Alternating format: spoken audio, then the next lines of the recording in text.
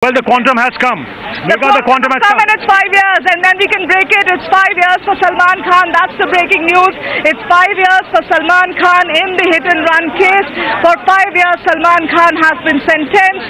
Now, this is quite a lot. This is quite a lot by the standards of what both the prosecution and defense was thinking. 5 years maximum. It was 10 years. It has been cut down by half.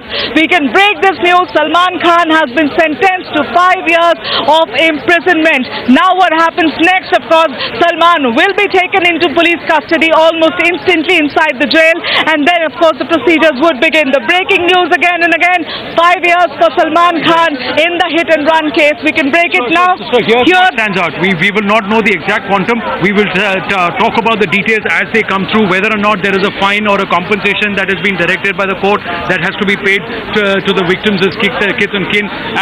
But what stands out is that there can be no immediate bail.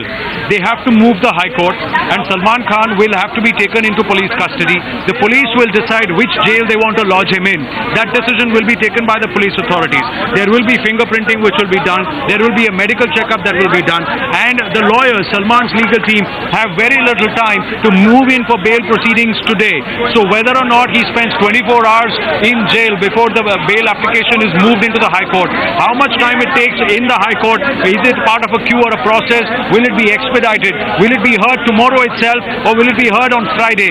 That will depend, and that will decide whether Salman Khan spends 24, 48 or 72 hours in jail. Well, now I think one thing's quite clear, Anand, that after 5 years that has been handed over to Salman Khan, it cannot be bail right today itself. 5 years is quite a long time, and I do not think that the Bombay High Court is going to finish off the arguments, even if the Bombay High Court is moved almost instantly in the next 5 minutes by Salman's team of lawyers.